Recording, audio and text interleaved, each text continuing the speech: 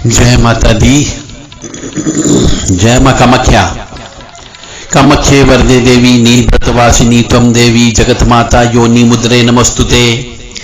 कामाख्ये काम संपन्ने कामेश्वरी हर प्रिये कामनाम देहि मे नित्यम कामेश्वरी नमस्तुते। कामदे काम रूपस्ते सुभगे सुरसेविते करोमि दर्शन देव्यं सर्वकामार्थ सिद्धयेत्। ओम महेशानी महामाये चामुंडे मुंडमालिनी आयु आरोग्य ऐश्वर्य देहि में देवी परमेश्वरी।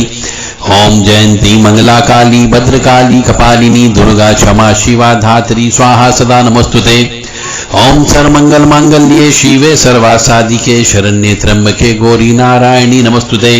दुर्गति नाशिनी दुर्गा जय जय काल विनाशिनी काली जय जय। उमा रमा ब्रह्माणी जय जय सीता राधा रुक्मणी जय जय। महालक्ष्मी नमस्तुभ्यं सुरेश्वरी हरि प्रिये नमस्तुभ्यं दयानिधि। नमो नमो दुर्गे सुखकरणी नमो नमो अम्बे दुखहरणी। ओम हम शम नम गम भम सम खम महाकाल भैरवाय नमः। देव राधा ट्रस्ट की तरफ से सत्यवाणी की प्रस्तुति। जिस मनुष्य का जन्म अमावस्या को होता है उस मनुष्य को अपने जीवन में बहुत कष्ट भुगतना पड़ते हैं।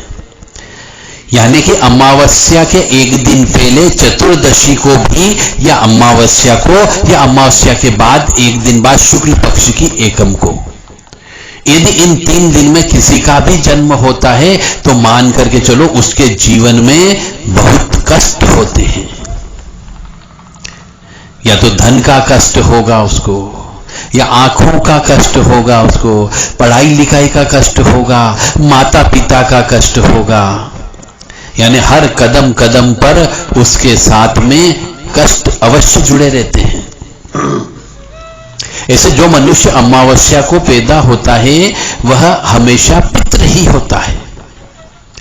पितृ का मतलब हो गया अपने ही कुल के अंदर वह मनुष्य दोबारा पुनर्जन्म लेकर के आया है।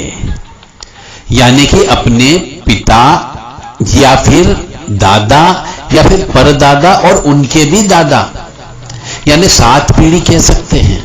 उस 7 पीढ़ी में कोई मनुष्य जो पहले मर चुका था, जो अपनी संपत्ति जमीन जायदाद को छोड़ करके गया था, और उस संपत्ति जमीन जायदाद को छोड़ने के चले जाने के बाद में उनके नीचे के जितने भी पुत्र पौत्र उत्पन्न हुए हैं, जिनने संपत्ति ज्यादा भोग की, उनके द्वारा छोड़ी गई संपत्ति को उसके यहां पर अवश्य उत्पन्न होते हैं। और जो मनुष्य अमावस्या को पैदा होता है उस मनुष्य को हमेशा अपने पितरों की सेवा करते रहना चाहिए। पितरों के निमित्त पिंडदान करते रहना चाहिए। पितरों के निमित्त उसे श्राद्ध कर्म करते रहना चाहिए। चाहे वो किसी भी, चाहे वो बड़ा बालक हो या सबसे छोटा बालक हो या बीच का बालक हो, मतलब उसे पितरों को नहीं भूलना चाहिए। और एक और चीज होती है कि जो मनुष्य अमावस्या को उत्पन्न होता है वह शापित बच्चा होता है। कभी कभी विद्या का, तो कभी बुद्धि का, तो कभी बच्चे का, तो कभी पत्नी का, या कभी माता पिता का, किसी न किसी का उसको जीवन में भयंकर दुख होता है। वो धन भी बेकार में खर्च करता है।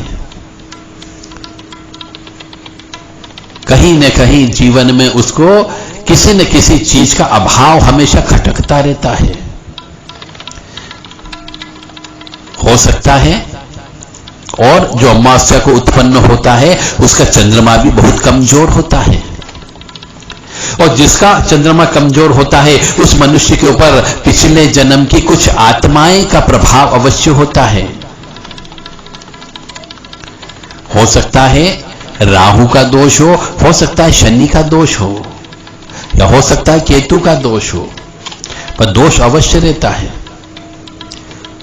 तो जो मनुष्य बहुत ज्यादा प्रताड़ित है आज की तारीख में, अपने जीवन में बहुत ज्यादा कष्ट है, और अमावस्या या अमावस्या के एक दिन पहले या अमावस्या के एक दिन बाद उत्पन्न हुआ है, तो उसे अपना सर्वस्व श्री हरि के चरणों में सर्वस्व न्योछावर कर देना चाहिए। ओम नमो भगवते वासुदेवाय का अनंत काल तक बिना काउंटिंग के जप करते रहना चाहिए। और जो मनुष्य अमावस्या को उत्पन्न होता है, यदि वो भक्ति मार्ग में निकल जाए तो उसको जीवन में कभी कष्ट की प्राप्ति नहीं होगी। भक्ति मार्ग ही उसके लिए सबसे सर्वश्रेष्ठ सुलभ मार्ग है, उसमें कोई कष्ट की प्राप्ति नहीं होगी। मतलब कहने का अर्थ यह कि वो अपनी जिंदगी के समस्त कर्मों को श्री के चरणों में अर्पण करता हुआ चले। भक्ति मार्ग की ओर यदि चलता है तो कष्ट सब समाप्त हो जाते हैं।